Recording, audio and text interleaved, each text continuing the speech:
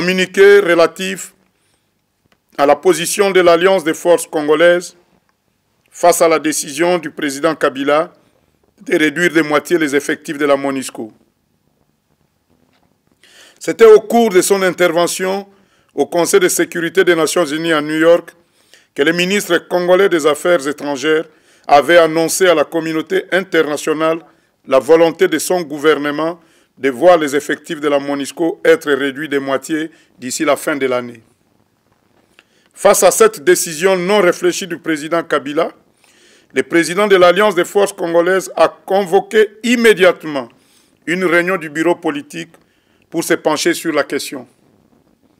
Et à l'issue de cette rencontre, il en est sorti des conclusions suivantes que le bureau politique de l'Alliance des forces congolaises se voit obligé de porter à la connaissance de l'opinion nationale et internationale. 1. Le bureau politique de l'Alliance des forces congolaises condamne avec la dernière énergie les propos du représentant du gouvernement congolais en la personne du ministre des Affaires étrangères, M. Raymond Tshibanda, qui a eu l'audace d'annoncer au Conseil de sécurité le 23 mars 2016 à New York la volonté de son gouvernement de voir les effectifs de la MONUSCO être réduits de moitié d'ici la fin de l'année 2016, ignorant délibérément les conséquences qui en découleront. 2. Le bureau politique de l'Alliance des forces congolaises considère la démarche du président Kabila irrégulière et illégale car il en revient seul au Conseil de sécurité le pouvoir de prendre une telle décision. 3. Le bureau politique de l'Alliance des forces congolaises s'insurge contre cette volonté du président Kabila qui est une de ses stratégies pour détourner l'attention du peuple congolais et de la communauté internationale dont les regards sont actuellement plus tournés vers les élections qui doivent être convoquées dans les 3 mois avant la fin du mandat constitutionnel de l'actuel président, c'est-à-dire au plus tard au mois de septembre 2016. 4. Le président Kabila, à partir de l'adresse de son émissaire, veut faire croire à la communauté internationale que les guerres sont terminées au Congo et que la paix s'y est établie. Et par conséquent, les éléments de la MONUSCO pour lui ne constituent plus un besoin pour le pays, ce qui n'est pas vrai malheureusement. Le bureau politique de l'Alliance des forces congolaises a retenu que pour le président Kabila, les effectifs de la MONUSCO, surtout ceux basés à l'est du pays, sont devenus des témoins gênants, dont il faut s'en débarrasser le plus rapidement, car ils détiennent des preuves des atrocités et des massacres que les éléments de forces négatives, en complicité avec les éléments de FARDC, perpètrent régulièrement sur les paisibles citoyens congolais, dont les plus récentes qui mettent d'ores et déjà en cause le président Kabila sont celles de Béni. Et pour faire disparaître les traces et les preuves, le président Kabila va s'appuyer sur cette volonté de voir la réduction des effectifs de la MONUSCO, en commençant effectivement par ceux qui sont basés à Béni, dans la province du Nord Kivu. 6.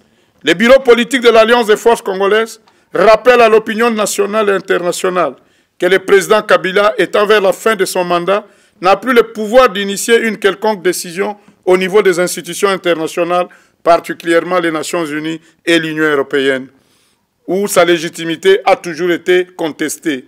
Pour cette raison, le bureau politique de l'Alliance des forces congolaises demande à la communauté internationale de faire usage de tout son poids à obliger Kabila à retirer immédiatement cette décision et à laisser cette matière au prochain président élu démocratiquement. Le bureau politique de l'Alliance des forces congolaises continue à soutenir le maintien de la présence des éléments de la MONUSCO dans notre pays pour plusieurs raisons, dont les principales sont 1. Assurer la stabilisation, la sécurisation et le maintien de la paix sur toute l'étendue du territoire congolais. 2.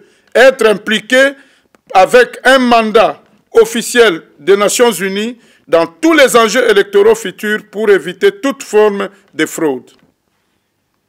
3. Désarmer toutes les milices et éradiquer toutes les forces négatives encore actives dans l'est du pays. 4. Délocaliser et désactiver les mines antipersonnelles qui sont enfoncés dans presque toutes les zones qui étaient sous le contrôle des forces négatives. 5. Empêcher toute nouvelle tentative d'évasion des forces négatives ou étrangères qui se préparent à partir des pays voisins. Le bureau politique de l'Alliance des forces congolaises lance un appel pathétique à tous les partis politiques de l'opposition, internes et externes, à la société civile et à toutes les organisations de défense des droits de l'homme de faire savoir tout haut au président Kabila qu'il a perdu toute sa crédibilité et le sommet à respecter la Constitution s'il tient à sa sortie honorable. 9. Par ailleurs, le bureau politique de l'Alliance des forces congolaises dénonce avec fermeté l'entrée illégale depuis le 23 mars en territoire congolais dans sa partie est, particulièrement dans la province du Sud Kivu, de plus de 3000 éléments de l'armée rwandaise lourdement armés prétendant poursuivre les Interahamwe qui se cacheraient encore dans la province du Sud Kivu. Et enfin, le bureau politique de l'Alliance des forces congolaises demande aux deux chambres, le Parlement et le Sénat congolais, d'ouvrir une enquête sur cette évasion qui doit avoir été autorisée, comme il en a l'habitude en pareille circonstance, par le président Kabila pour protéger son pouvoir et chercher à se maintenir par la force au mépris des dispositions constitutionnelles.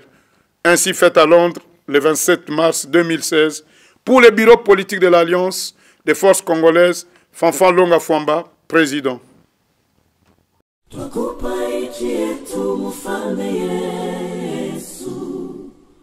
Uje utawale kwa nchi ya Kongo, uje tuone utukufu wako Mungu wa miujiza. Bwana twaomba, uje mfalme wako.